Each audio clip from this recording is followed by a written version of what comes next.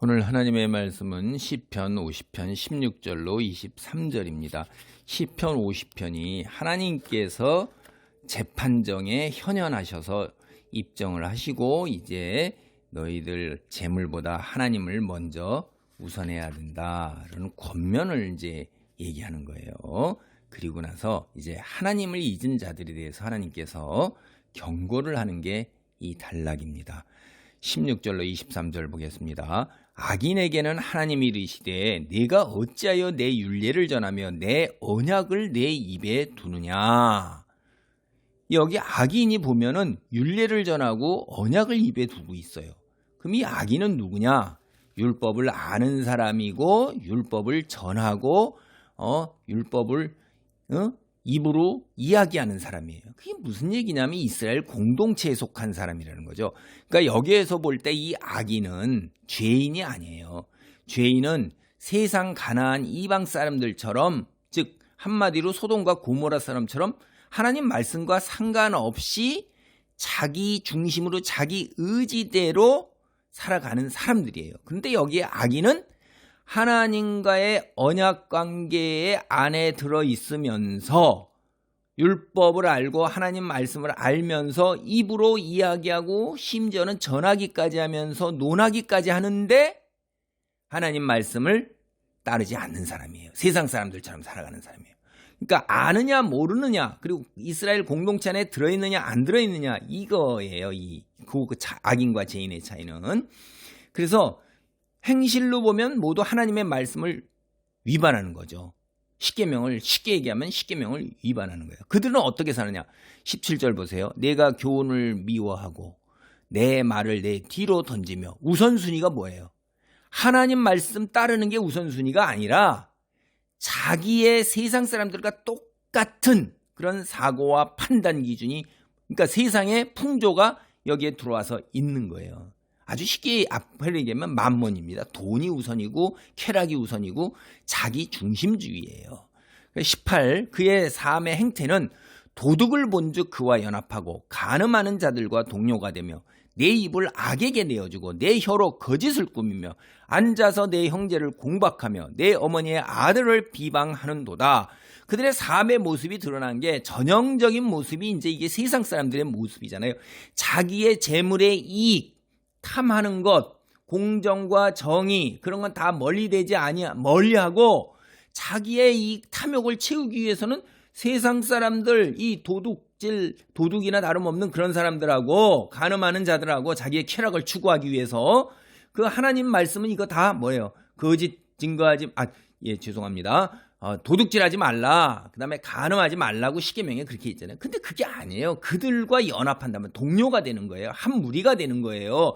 율법은 분명히 이런 자들을 멀리하라고 그러는데 악인들에게 하나님의 말씀보다 더 중요한 것이 인간관계예요. 그러니까 그들과 연합하는 거예요. 우리가 남이가 하면서 그거 같이 나눠 먹자 하는 거죠. 그래, 그들에게는 지네끼리의 신의, 의리, 이런 인간관계, 이게 우선인 거예요. 하나님을 경외하고 율법을 귀하게 여긴다, 이렇게 말로 떠드는 거는 입에 말린 말에 지나지 않는 거예요. 그래서 그들은 입으로 온갖 악한 일을 얘기하는 거예요. 말하는 것이 다 뭐예요, 이게? 간음을 하는 일, 그 다음에 재물을 취하는 일, 이런 일에 블라블라 해가지고선 서로 밤에 침상에서도 또는 술자리에 모여서도 같은 자리에 모여서도 이런 악한 괴계를 하고 남을 비난하는 일, 거짓말을 하고 아예 자기 입을 갖다가 악한 일에 내어주어서 입에서 경건은 찾아볼 수 있고 나오는 것마다 악해요. 그래서 형제들에게까지도 이런 짓을 한단 말이에요. 특별한 까닭 없이 그들을 비방하고 비난하는 거예요. 사촌이 땅을 사면 배가 아픈 거죠. 그것처럼 남이 잘 되고 내 형제가 잘 되고 그렇지 않으면 형제가 자기 마음에 안 들면 그냥 그걸 집안에서까지도 밖에서뿐만 아니라 비방하고 비난이 자기 형제들에게까지도 이러니 다른 사람에게는 얼마나 더 악하게 굳는 거예요. 사람은요, 입으로 정말 가장 많은 죄를 져요. 이게 참. 그런데 하나님이 보세요. 얼마나 자비하고 은혜를 베푸시는지. 내가 이 일을 행하여도 내가 잠잠하였더니 내가 나를 너와 같은 줄로 생각하였도다. 그러나 내가 너를 책망하여 네 죄를 내 눈앞에 낱낱이 드러내리라 하시는도다. 21절 보면 하나님이 얼마나 우리를 향해서 오래 참으시는지, 악인들이 이런 짓을, 하나님을 믿는다 하면서도 이런 짓을 하는데 공동체 안에서 하나님이 침묵하고 기다리고 계시는 거예요. 그랬더니 이 악인들은 하나님의 침묵을, 아이고 하나님께서 나를 이거를 허용하시는구나, 내가 이래도 괜찮구나, 하나님께서 나에게 관심도 없으신가 보다, 뭐 하나님도 이렇게 내가 행하고 이렇게 말하는 분 내처럼 이런 걸로 이제 해석을 해버리는 거예요. 이렇게 해도 괜찮구나, 이것도 다 허용하시는구나, 하나님 말씀 안에 있어도 괜찮는 거구나, 이게 이렇게 되는 거예요. 하나님이 기다리시고 인내하시고 참고 기다리시고 돌아오시기를 하는데도, 그래서 드디어 마지막 심판이 이미 임했어야 하는데도 임하지 않는 걸 보니 참 이런 식으로 생각한다 이 말이야. 이들이 하나님도 내 편이시구나, 나를 허용하시는구나. 기가 막힌 거죠. 이게 인내하시고 참고 기다리시는데도 그런단 말이에요. 그래서 이제 하나님이 어떻게 해요? 내 죄를 내 눈앞에 낱낱이 드러낸다 이 말이에요. 심판하신다 이 말이에요.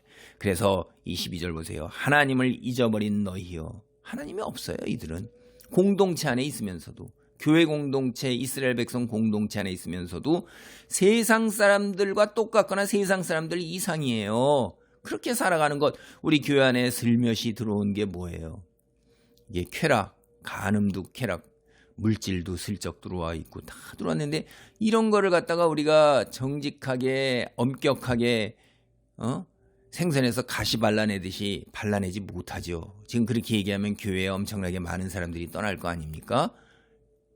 그리고 정죄당하고 하나님의 심판을 받고 그러니까 그냥 이런 거 얘기 안 해요. 죄 얘기 안 해요. 간음 얘기 안 해요. 도둑질 얘기 안 해요.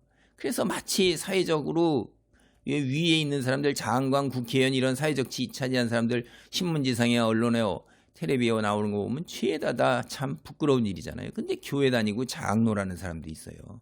교회 다닌다는 얘기 좀 안 했으면 좋겠는데 기가 막힌 거죠. 하나님을 잊어버린 거예요, 그게. 그래서 이제 이를 생각하라는 거예요. 그렇지 아니하면 내가 너희를 찢으리니 건질 자가 없으리. 하나님이 찢는다. 이 이미지는요, 사자가 먹이를 움켜쥐고 찢는 거예요. 그 강한 사자가 짐승을 잡아서 먹으려고 찢는데 누가 구해줘요? 하나님, 창조주 하나님께서 우리를 갖다가 이와 같은 이미지로 심판을 하실 때 하나님을 대항할 사람, 하나님 옆에서 이렇게 막을 사람이 아무도 없는 거예요. 그러니까 그걸 생각하고 어떠는 거예요? 회개하고 돌아오라는 거죠. 이를 생각하라. 너희가 잘못한 것, 하나님의 말씀을 내가 어겼으니까 하나님 주여 용서하소서, 이렇게 하고 참으로 회개하고 돌아올 기회를 하나님께서 다시 주시는 거예요. 기가 막힌 거죠. 하나님의 심판을 피할 수가 있는 기회가 다시 오신 겁니다. 그래서 23절, 감사로 제사를 드리는 자가 나를 영화롭게 하나니 그의 행위를 옳게 하는 자에게 내가 하나님의 구원을 보이리라. 하나님의 구원을 받을 수가 있는 거예요. 생각해서, 앞에 이런 걸 생각해서 하나님 말씀을 생각하고 하나님을 생각하면 우리가 회개하고 돌아오고 우리를 일으켜 세우시는 하나님께 이제 진심으로 감사하는 거예요. 우리가 감사 헌물을 드리거나 감사 예배를 드리고 이러는 게 뭔지 아세요? 내 힘으로 이것을 이룬 게 아니라 하나님께서 나와 함께 하셨으므로 내가 오늘 이 자리에 이르렀나이다. 내가 기도드렸더니 하나님께서 이렇게 나를 구원으로 인도하셨나이다. 내 문제를 해결해 주셨나이다. 라고 해서 감사를 드리잖아요. 하나님을 믿고 순종하는 거예요. 내 자신의 능력이나 내가 할 수 있는 모든 거를 믿고 의지하고 내 힘으로 이걸 포기하는 거예요. 그래서 하나님께서 이루어 주셨을 때 내 문제를 해결하고 질병을 치유하고 인간관계를 해결하고 내가 도저히 불가능하다고 여기는 것들이 성취함으로 온전함으로 이루어졌을 때 하나님의 손길이 함께했다는 것을, 그래 내가 연약하고 그래서 연약하고 하나님만 의지하는 존재라는 걸 고백하고 그래서 낮아지니까 하나님이 뭐예요? 영광 돌리고 하나님께서 함께 하셨다. 이게 살아계신 하나님을 드러냈잖아요. 그래 그게 하나님께 영화롭게 되는 거예요. 그때 하나님께서 그렇게 확실하게 구원을 이루어 가신다는 거죠.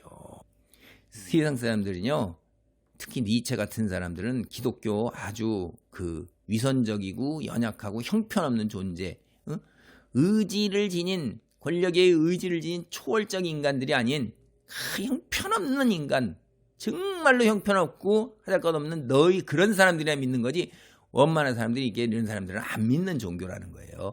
그건 맞는 거예요. 맞습니다. 기독교는 연약한 자들을 위한 종교예요. 비천하고 낮아지고 겸손하게 스스로를 그렇게 깨닫는 사람, 하나님 앞에서 한없이 낮아지고 겸손한 사람들의 종교입니다. 근데 역설적으로 하나님은 그들을 어떻게 하세요? 이 세상에 있는 강한 자들, 부자들, 권세 있는 자들, 학식 있는 자들을 부끄럽게 한다 이 말이에요. 그런 자들을 들어서 쓰셔서 나중에 영화롭게 위대하게 높은 자리에 올리시는 하나님이세요. 그러니까 우리가 하나님께 감사하고 그런 감사하는 자들을 하나님께서는 도우시고 구원하는 일로 우리에게 화답하시는 분이십니다. 이야, 정말 대단한 하나님이세요. 세상에 이런 하나님이 어디 계시고 이런 다른 종교 어디서 그런 얘기를 해요. 정말로 살아계신 하나님 믿습니까? 믿으면 말씀에 순종하는 자리에 있기 바랍니다. 기도합니다. 할렐루야. 아버지 감사합니다. 우리가 이 땅에 살면서 정말로 하나님 십계명조차 지키기가 얼마나 어려운지, 내가 얼마나 연약하고 부서지기 쉽고 유혹에 넘어가기 쉽고 함정에 빠지기 쉬운 존재임을 깨닫습니다. 특별히 재물, 또 아버지 하나님이여 내 육체적 쾌락, 아버지 그리고 내 입술에 발린 말, 이거 내려놓는 것, 내 자존심 내려놓는 것 참으로 어렵습니다. 도우사 성령이 함께하사 이런 것들로부터 아버지 하나님이여 해방시켜 주시고 이런 모든 욕심을 내려놓을 수 있도록 도우소서. 주님 홀로 영광받아 주옵소서. 예수님의 이름으로 기도하옵나이다. 아멘.